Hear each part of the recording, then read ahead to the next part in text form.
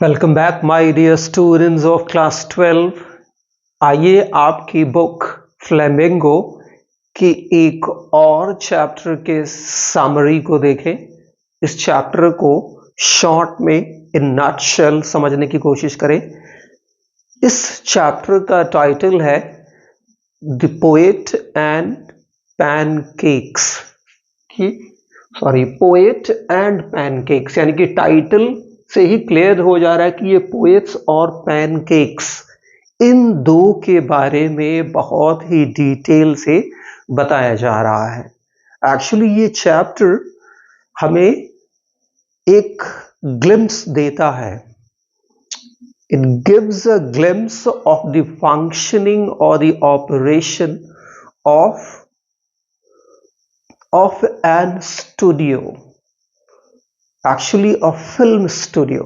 How a film studio, right in the beginning, in the infancy of independent India, functioned. How did the studios generally function just in the infancy of independent India? हमारा India भी हाल ही में independent हुआ था, और जब वो भी अपनी इन्फेंसी में था, आप कह सकते हैं इन्फेंसी यानी अपने बचपन वाले दौर में था हमारा इंडिपेंडेंट इंडिया। उस वक्त जो फिल्म स्टूडियोज थे वो किस तरह से फंक्शन करा करते थे, इस चैप्टर में इस चैप्टर का जो राइटर है वो हमें यही दिखाने की कोशिश करता है। तो आइए शॉर्ट में इसको हम समझने की कोशिश करें इसके समरी के through. Poet and pancakes is an extract. तो पहले तो ये समझ लीजिए, एक ये फुल फ्लेज्ड या एक कंप्लीट कोई जो है शॉर्ट स्टोरी नहीं है, या कोई ये एक ऐसे नहीं है, ये एक एक्सट्रैक्ट है, एक छोटा सा टुकड़ा है। कल्ड मीन्स टेकन, जो लिया गया है फ्रॉम द बुक, किस किताब से? My years with boss. My years with boss ये एक बुक है जिसे किसने लिखा है? अशोक मित्रन ने। इसमें याद रखिएगा ASOK है, ASOK, ये ध्यान रखिएगा, ASOK। अशोक मित्रन ने एक बुक लिखी है जिसका नाम है माई ईयर्स विद बॉस। इस बुक से ये जो लेसन, इस बुक से ये एक छोटा सा पीस, एक छोटा सा टुकड़ा लिया गया है जो आपको एक जो है लेसन चैप्टर के तौर पे दिया गया हुआ है। यह है किसके बारे में? It is about that time, ये उस वक्त की बात है। ही मीन्स अशोक मित्रन, ठीक है, was part of Gemini Studios। South India में चेन्नई, उस वक्त मद्रास था, चेन्नई में ये स्टूडियोज हुआ करता था। और उस स्टूडियोज में, और ये कब की टाइम है, ये किस वक्त का टाइम है? Soon after the independence of our country, post independence, independence के ठीक बाद का टाइम है। उस वक्त अशोक मित्रन जिन्होंने बुक लिखी, कौन सी? माई ईयर्स विद बॉस, उसमें उन्होंने दिखाया कि उनके वो ईयर्स, वो जो टाइम जो उन्होंने वहां गुजारा उस स्टूडियो में कैसा था। तो ये उस वक्त की बात है। ये जो स्टोरी है उस टाइम को दिखाती है जिस वक्त क्या था, ये जो अशोक मित्रन थे वो जेमिनाई स्टूडियोज में काम करा करते थे। Part means he was you can say worker और एम्प्लॉय ऑफ दिस स्टूडियोज। इस स्टूडियोज में वो काम करा करते थे। और very famous place for film making उस वक्त, in the infancy of independent India कह सकते हैं। उस वक्त हमारे स्वतंत्र देश के बचपन, हमारा कह सकते हैं वो देश का बचपन था, अभी हाल ही में स्वतंत्र हुआ था, इसलिए हम उसके लिए इन्फेंसी यूज कर रहे हैं। इस इन्फेंसी वो बचपन वाली अवस्था, तो हमारे देश के स्वतंत्र भारत की जो अभी बचपन वाली अवस्था थी, उस वक्त ही ये स्टूडियो खुला था और किस तरह से ये फंक्शन कर रहा था। और उस वक्त हमारे जो इस जो है चैप्टर के जो ऑथर हैं अशोक मित्तल, वो उसमें काम करा करते थे और उस वक्त सबसे फेमस स्टूडियो था ये. He was to clip the part of the newspaper bearing some news related to the studio. ये न्यूज़पेपर के जो है कटिंग्स काटा करते थे, खासतौर पे न्यूज़पेपर का वो हिस्सा जिसमें कोई न्यूज या कोई पिक्चर रहती थी किससे, जेमिनी स्टूडियो से रिलेटेड, और उसे वो एक फाइल के तौर पे कलेक्ट करते थे. ही clipped the cuttings of the newspaper and collected or put them in a file. This was his job. Studio में वो आए तो थे बहुत ढेर सारे एस्पिरेशंस के साथ, जैसे मुंबई में आज भी हमारे youngsters almost every day they flock in huge number. बहुत बड़ी संख्या में आज भी हमारे यंगस्टर्स मुंबई जाते हैं with big dreams in their heart. बड़ी बड़ी ड्रीम्स लेके जाते हैं, आपको पता है ये करना है, वो करना है, हीरो बनना है, दिस दैट. और कैसे कैसे एक के बाद एक शॉक्स और सरप्राइजेस मिलने के बाद वो धीरे धीरे कैसे उनके गोल्स बदलते जाते हैं और एक टाइम आता है कि वो क्राउड एक्टर भी नहीं बन पाते हैं, क्राउड आर्टिस्ट भी नहीं बन पाते हैं. तो ये भी जब अशोक मित्तल ने भी इस स्टूडियो को ज्वाइन किया था तो बहुत बड़े एस्पिरेशंस के साथ. लेकिन वहां ये क्या करते थे, न्यूज़पेपर्स की कटिंग काटा करते थे. इट लेट्स अस नो, ये चैप्टर हमें बताता है अ लॉट, बहुत ज्यादा about film industry, film industry के बारे में इन इंडिया, उस इंडिपेंडेंट इंडिया के इन्फेंसी में. Ashok Mittal speaks a lot about makeup department.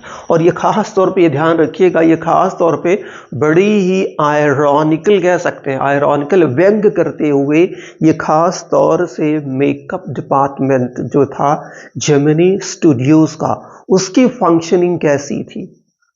Generally आज हम मेकअप लगाते हैं किसके लिए, टू लुक गुड और to look handsome and beautiful, to add beauty बढ़ाने के लिए हम मेकअप लगाते हैं. लेकिन यहाँ ये बड़े ही आयरॉनिकल और बहुत ही सटल वे में कह सकते हैं कंडेम और क्रिटिसाइज भी कर रहे हैं उस वक्त के जो मेकअप डिपार्टमेंट हुआ करते स्टूडियोज के, कि कैसे वो टन्स ऑफ बकेट ऑफ जो है वो पेंट से पेंट फेंक दिया करते थे, अप्लाई करा करते थे मोटी मोटी परत उनके चेहरे पे उन्हें सुंदर बनाने के लिए.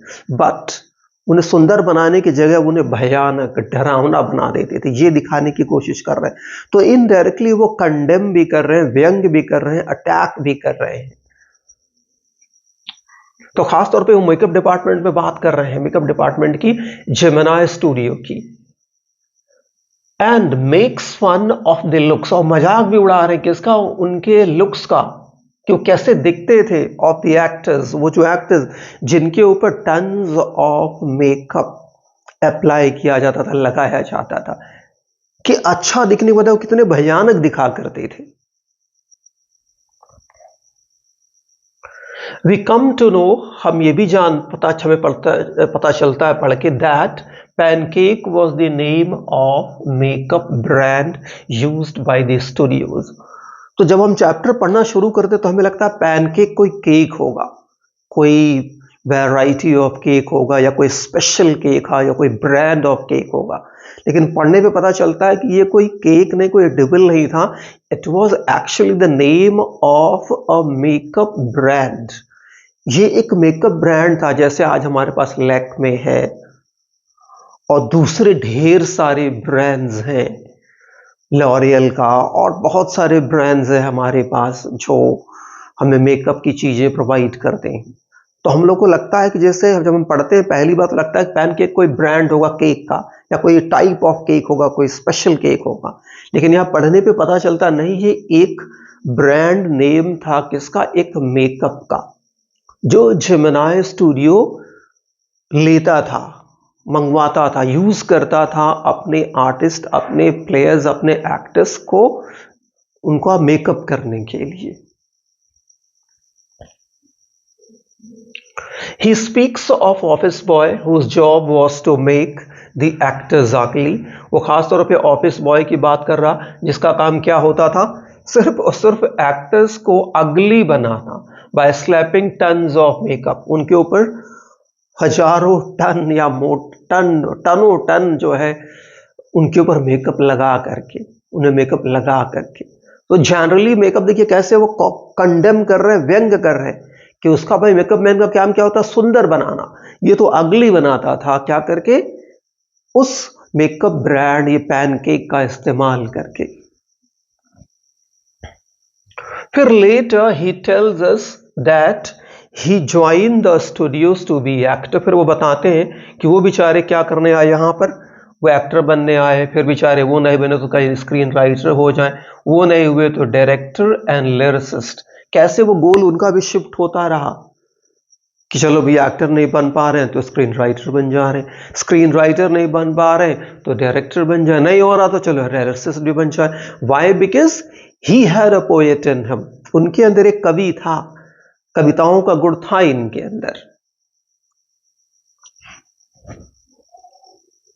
The office boy poisoned the owner's ears against him। बता रहे खास तौर पे जो ऑफिस बॉय हुआ करता था वो हमेशा जो मालिक हुआ करते थे उस स्टूडियोज के, उनके कान भरा करता था। पॉइजन somebody else's ear का मतलब किसी के कान भरना। तो वो क्या करता था, ऑफिस बॉय हमेशा इनके खिलाफ जो है मालिक के कान भरा करता था। सॉरी।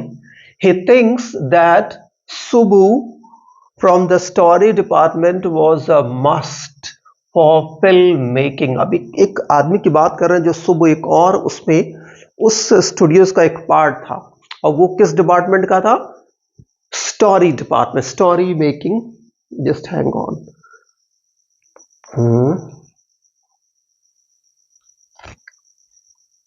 हाँ, स्टोरी डिपार्टमेंट का, स्टोरी डिपार्टमेंट में काम करता था सुबु, who was actually Brahmin by caste, sorry caste कह रहे, by caste he was Brahmin।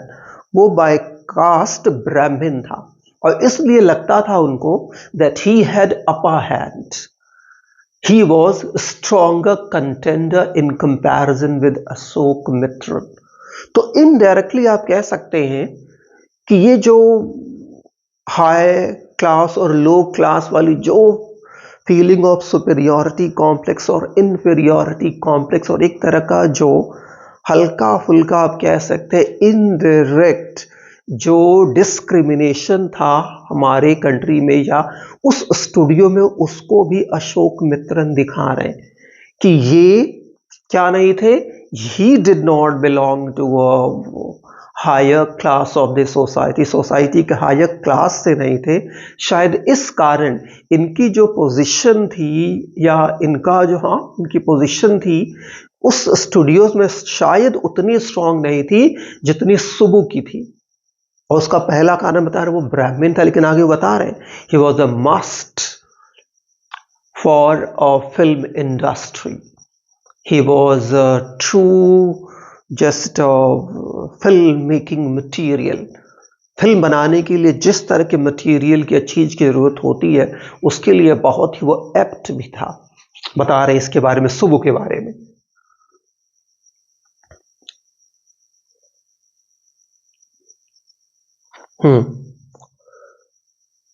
He wrote poems to, वो कविताएं भी लिखता था, कौन, Subu. So he was multi talented. He further tells, आगे वो बताते हैं कि किस तरह से एक बार इस स्टूडियोज ने क्या करा, एक मॉरल रीआर्मामेंट आर्मी, जो एक ग्रुप था, किसका, ग्रुप ऑफ इंटरनेशनल परफॉर्मेंस का, इंटरनेशनल जो है आर्टिस्ट का ये ग्रुप था, उनको जो है किस तरह से एक बार इस स्टूडियोज ने होस्ट करा और इन लोगों का कार्यक्रम परफॉर्मेंस कई दिनों तक स्टूडियो में चलता रहा। फिर वो बताते हैं, he also tells us about Stephen Spender, Stephen Spender के बारे में, जो एक ब्रिटिश एक इंग्लिश पोएट है, उनकी विजिट के बारे में बताते हैं कि कैसे वो एक बार स्टूडियोज में विजिट करे थे। और यहां वो हाईलाइट करना चाहते हैं about the barrier of the language, how the language becomes a barrier। and does not allow people of the two countries or different countries come together. Why? Because Stephen Spender आते हैं, ये लोग कुछ जान ही नहीं पाते हैं, और जब वो बोलते हैं तो वो उन्हें कुछ समझ में भी नहीं आ पाता है कि स्टीफन स्पेंडर क्या बोल रहे हैं. All because of the British accent of Stephen Spender, and there he highlights, through that he highlights how does the language separate the people or do not allow the people to come closer, कि कैसे language एक barrier बन जाती है, कि किस कारण ये जेमिनी स्टूडियो के लोग कुछ समझ ही नहीं पाए स्टीफन स्पेंडर को. बाद में जब एक बार वो कुछ शायद पढ़ रहे थे तो कहीं उन्होंने देखा कि स्टीफन स्पेंडर कौन थे, एक इंग्लिश पोएट थे बहुत ही फेमस. तब उन्होंने कोरल कह रहे ये स्टीफन स्पेंडर थे जो हमारे यहाँ आए थे, जिनको हम कुछ समझ ही नहीं पाए. तो उसके बारे में बताते हैं, उनके विजिट के बारे में. 10 इस प्रकार ये जो स्टोरी है लेट्स अस नो, हमें बताती है फिल्म इंडस्ट्री के बारे में कि कैसे फिल्म इंडस्ट्री काम करा करती थी in the infancy of independent India, कि जब हमारा भारत स्वतंत्र हुआ था, आजाद हुआ था, और उसकी शुरुआत थी हमारे देश के तुरंत हाल ही में आजाद हुआ था, उस वक्त जो हमारी फिल्म इंडस्ट्री थी, स्टूडियोज थे, वो किस तरह से ऑपरेट करा करते थे, किस तरह से फंक्शन करा करते थे. शॉर्ट में ये चैप्टर हमें बताता है. तो मैं ये समझता हूं कि शॉर्ट में आप केवल इतना जो मैंने बताया ये समझ ले, दिस विल बी सफिशिएंट. उसके बाद जो कैरेक्टर सुबू है, ये अशोक मित्रन है, इसके जो ओनर हैं उनके बारे में थोड़ा थोड़ा सा अगर आप समझ लें तो that is sufficient. So dear students of class 12, that's it in this video.